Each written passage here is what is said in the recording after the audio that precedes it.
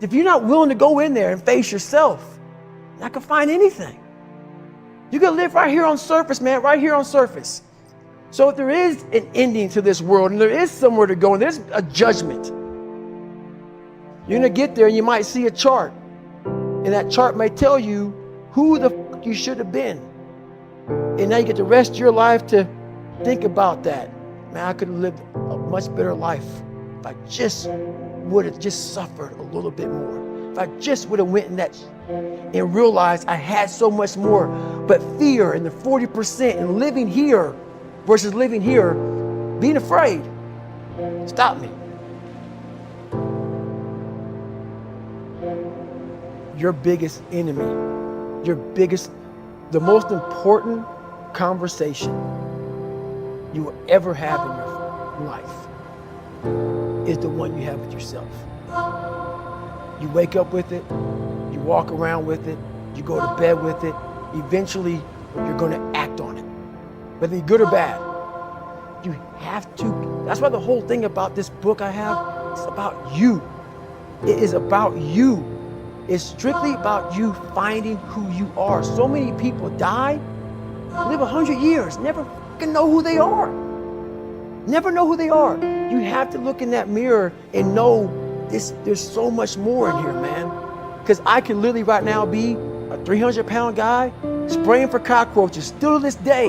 If I did not look in that mirror and say, there has to be more to this. This can't be it.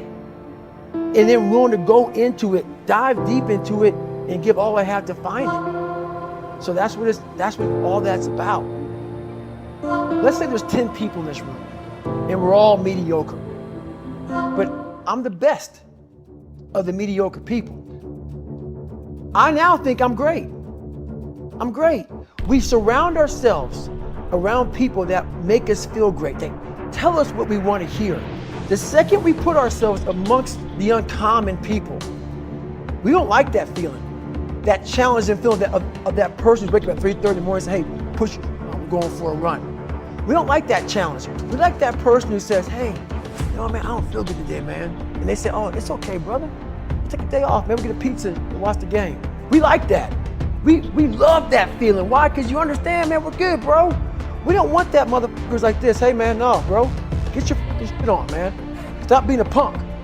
We don't want that in our lives. We don't want that person who's constantly challenging our weaknesses.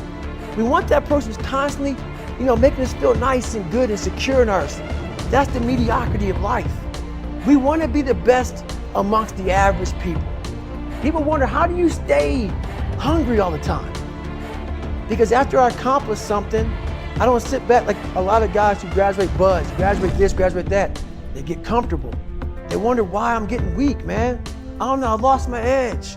What's going on? Because once you hit the top of the fucking mountain, guess what happened? I'm good. I'm good, so you wonder why you're falling down now. Because once you reach the top of the mountain, you gotta build another one. That's mediocrity. There's a lot of people in mediocrity who have a nice resume, but they're one-timers, man. They hit a one-time deal, they busted it open, got a lot of money, but they're good. You're mediocre now, man. What are you fucking doing today, tomorrow, the next fucking day? That's why I'm listening to theorists.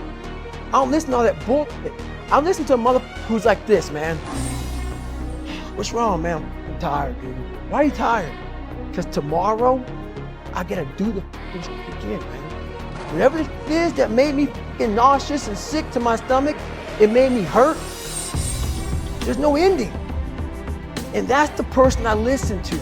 That's the person who's gained knowledge. You gain knowledge through suffering. And on the other end of suffering is a world that very few have ever seen. It's a beautiful world because that's where you find yourself. You don't find yourself over here. You find yourself on the other end. Like the 100-mile race I was on, I ran it for 24 hours. I found myself on the other end of that race. That 19 hours, I found, wow, there's a whole nother world out here that I've never even saw. But the world's in your mind. And that's what all that mediocrity is about. The mind has the tactical advantage over you at all times. At all times of your life, the mind has a tactical advantage over you. Why is that? It knows what you're afraid of. It knows your insecurities. It knows your deep, dark lies. And it starts to push you away from that. It pushes you in a direction that is comfortable. The mind controls everything. So what I realized was that when I was growing up and I was 300 pounds and I got all fat and I got all insecure, I realized that my mind kept taking me in this direction. When things got uncomfortable for me, when I was facing my insecurities, I was facing my fears, my mind said, oh no, we got a tactical advantage. We need to get you, separate you from this feeling over here. Life's all about feelings. We want the happy feeling. We don't want that feeling of this sucks. If in that moment, you can answer those up questions and you are now in charge of your brain versus your brain ruling you, that's where all that stuff comes from. So the 40% rule is all of that. You get to 40%, your brain says, we're done.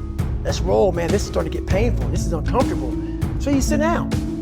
You have to figure out ways, and everybody's different. That's how the book kind of talks about, like we all have these things about, 5 steps to this and 4 steps to this. It's a lot more than that. That's all bullshit. It's a practice that you have to, it's a habit. So if you know that at 40%, I'm feeling pain. At 40%, I'm feeling pain. That's where the 40% rule kicks in. Now it starts. Okay, I'm feeling pain. My mind's saying all this to me. It's saying, get out of here, run, flee. The fight or flight kicks in. Okay, we're done. We're not good enough. It starts telling you all these things. You start to believe it because the mind controls all. This is the time where you have to gain control back in your mind. It's okay. Let me see if I can go 45%. And once you start giving yourself more and more hope and start realizing, okay, the mind starts to be, okay, what are you doing? We're supposed to be going right and you're going left. You start then controlling your mind. Start finding more in yourself. And then it goes from 40% to a lot further than that. But that's the start of it though. Get to the spot where your mind is saying stop. Wherever that is, you gotta get there first. And then that's when that starts to work for you. You gotta control yourself in that